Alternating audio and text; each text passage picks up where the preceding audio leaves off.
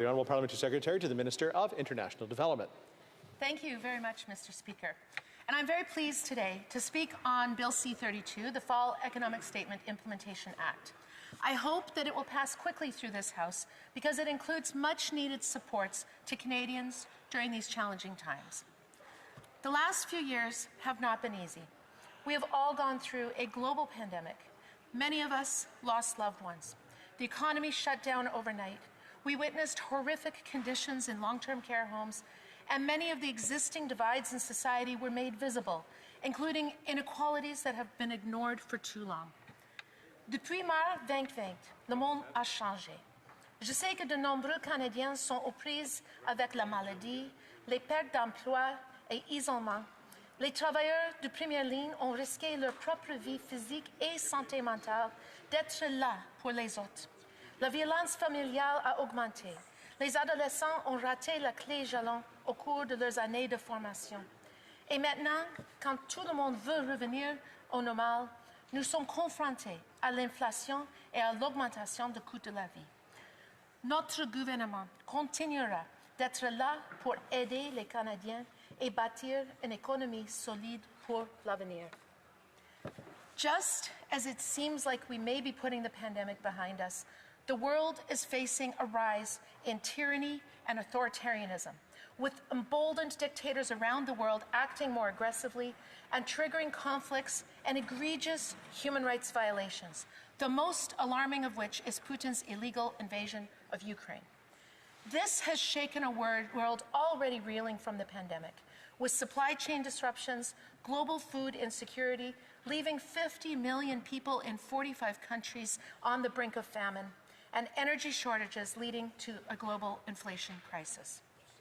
At the same time, the world continues to face a climate emergency, with extreme weather events leading to devastation, as we recently saw in Atlantic Canada with Hurricane Fiona, and earlier this year, the rare Derico that hit parts of Ontario and Quebec, including my riding of Ottawa-West Nepean. Canadians are resilient, but these have been trying times. For most of my constituents, they just want life to go back to normal. We're all exhausted, worried about our quality of life, and uncertain about the future.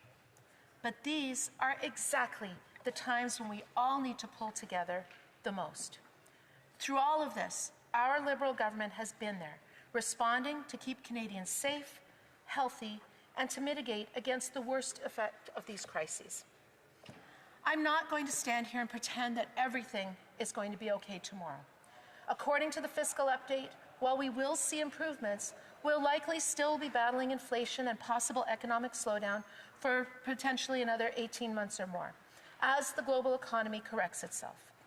So there are two things we can do.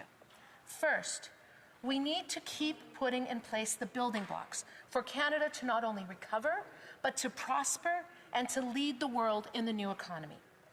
Second, we need to make sure that those who need it most are able to make it through, and that opportunities we create will benefit everyone.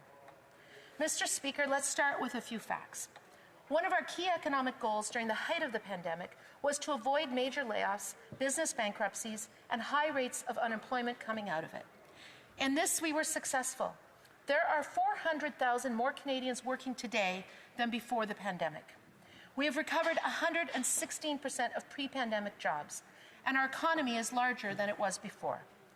At the same time, the Fall Economic Statement is fiscally responsible. Canada's net debt to GDP ratio is the lowest in the G7. Our inflation rate is lower than the G20 average, the European average, the UK, and the US. And both Moody's and Standard & Poor's have confirmed Canada's AAA credit rating with a stable outlook. We are also investing in skills training, tax credits, and a Canada Growth Fund for the new green economy, both to tackle climate change and the costs of climate-related disasters, and to make sure Canada is well positioned to benefit from the economic opportunities of a net zero economy. But, Mr. Speaker, none of this changes the fact that people are hurting right now. That's why the Fall Economic Statement includes supports targeted specifically at those who need it most. We're doubling the GST rebate for the next 6 months. In fact, last week, 11 million Canadians automatically received hundreds of dollars extra in their bank accounts because of this. 4.2 million low-income working Canadians receive an extra $1,200 a year in the Canada Workers' Benefit. And with the fall economic statement, they will receive this 4 times a year instead of having to wait until tax time. 1.8 million low-income renters will receive a $500 top-up of the Canada Housing Benefit. Families with children under 12 will be eligible for up to $1,300 to cover dental care. And we are eliminating interest on all federal student loans and apprenticeship loans permanently. This, in addition to previous measures like increases to the OAS and the GIS for seniors and the Canada Child Benefit, which have already lifted 1.3 million Canadians out of poverty, including 435,000 children and 45,000 seniors. And we are addressing issues that contribute to the wage gap between women and men, including pay equity legislation and cutting child care fees by 50%, and ultimately to $10 a day for child care. This is putting thousands of dollars back into the pockets of Canadian families and allowing more women to stay in the workforce. On top of that, we are making sure that in these uncertain times, vital programs like employment insurance and the Canada Pension Plan will be there when Canadians need them. Mr. Speaker, let's get the facts straight. The opposition is referring to the regular annual increase to EI and CPP premiums as payroll taxes. This is misleading. Putting money away for retirement or in case you lose your job is not a tax. It is a safety net, and it is essential. And with regard to the so-called taxes on groceries and home heating, what they're talking about is the price on pollution. This is a revenue-neutral tax, which means that every single dollar is returned to Canadians in the province where it was collected. And because everybody gets back the same amount, what that means is that the people who actually spend the least and need the most are actually getting more. In Ontario, 8 out of 10 Canadians are actually benefiting with more in the rebate than what they will pay. If you're a senior or a student living in a one-bedroom apartment and taking public transit, you pay far less in the price on pollution than the amount that you get back.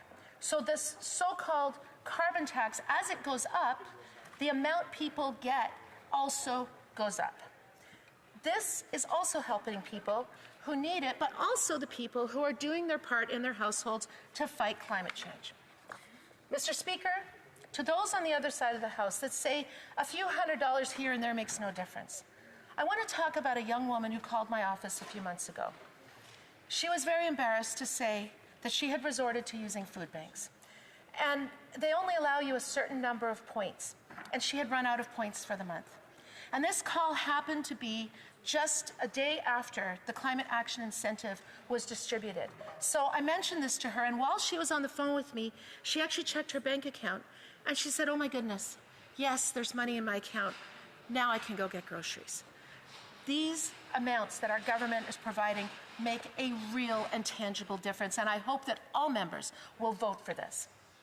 Bien qu'il ne puisse pas résoudre tous les problèmes de l'économie mondiale, l'énoncé économique de l'automne jette les bases d'une reprise vigoureuse.